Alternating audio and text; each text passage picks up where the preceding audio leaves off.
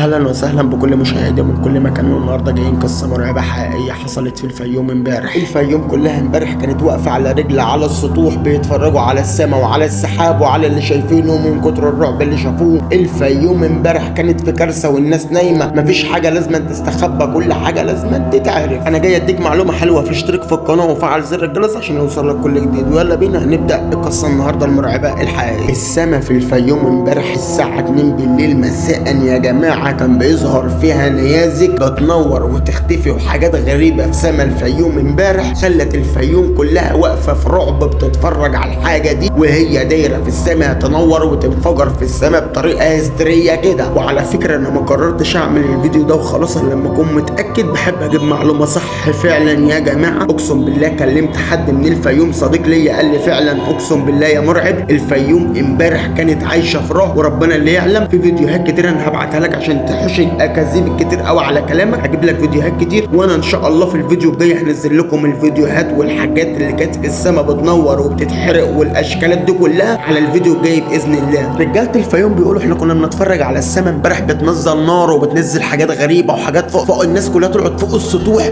عشان يتفرجوا على السماء اصلا من المناظر اللي حصلت في الفيوم امبارح. القصه دي مرعبه جدا، اول مره تشوف كائنات فضائيه تحس ان صورهم كده قدامك في السماء وبيطلعوا نار واشكالات ونيازك دي زي ما تكون رساله من الفضائيين بيقولوا احنا هنحارب الارض او في بلوى هتحصل في الارض، في تحذير. كلنا شايفين الدكتور محمود صلاح اليومين دول طلع قلب الدنيا ويقول لك مش هنعدي سنه 2024 وفي كارثه هتحصل عالميه والدنيا مقلوبه. وطبعا اللي حصل في الفيوم امبارح ده مرعب مرعب مرعب، لما السماء تنور ونيازك وكائنات فضائيه واشكالات تظهر في سماء الفيوم امبارح واهلها يطلعوا على السطوح ويتفرجوا على المناظر المرعبه والناس تقلق امبارح. وطبعا اكتر من 100,000 واحد، اكتر من 100,000 واحد قال لي على الكلام ده، انا مش طالع اقول الكلام ده من فراغ، لا اكتر من 100,000 واحد من الفيوم كلمني قال لي فعلا اقسم بالله العظيم يا مرعب شفنا في السماء امبارح بعد الساعه 12 بالليل من اول واحده لحد الساعه 3 السماء عماله تطلع نيازك وتعمل نار وحاجات غريبه زي اللي الدكتور محمود صلاح بيقول عليها. انا دلوقتي بدات ان انا اسمع الدكتور محمود صلاح لان انا صدقت كلامه كله. سيبكم من اللبنانيه اسمها ايه دي اللي بتقعد تقول لك انا بتعرف وبتنبأ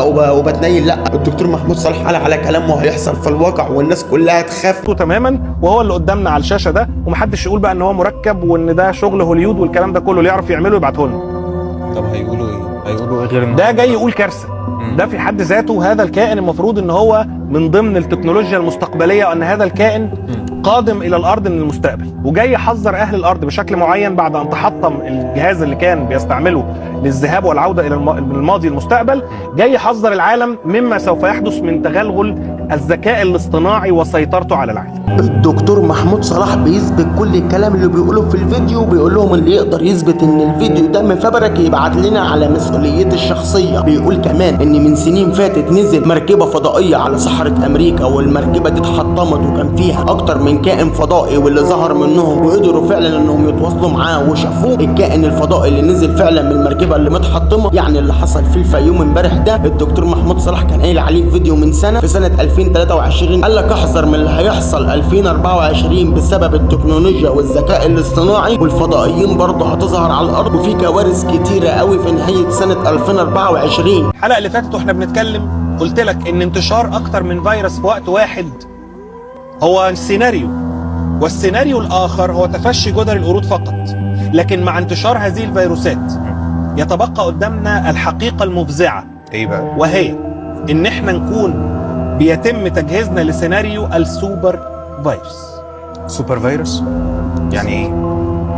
ايه سوبر فيروس؟ سوبر فيروس حسب عدد من النشطاء في هذه المجالات بره ابتدوا يتكلموا عنه، وكان مخطط اطلاقه من اكتر من 10 او 15 سنه. بيتكلموا على ان السوبر فيروس هو مزيج من اكتر من فيروس في وقت واحد، يحدث بينهم تواصل جيني او طفره جينيه تنتج لينا فيروس سوبر يقضي على 90% من الاحياء اللي موجوده على الارض، بشر وحيوانات.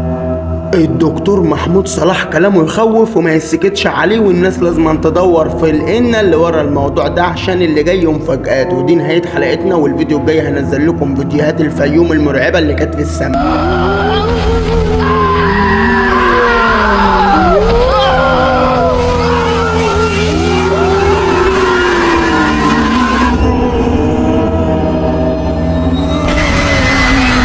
فضلا وليس امرا تعمل لايك وتشترك في القناه وتفعل الجرس، ولو عندك تجربه على الفيسبوك تجارب حقيقيه خش سيب تجربتك هتنزل في فيديو.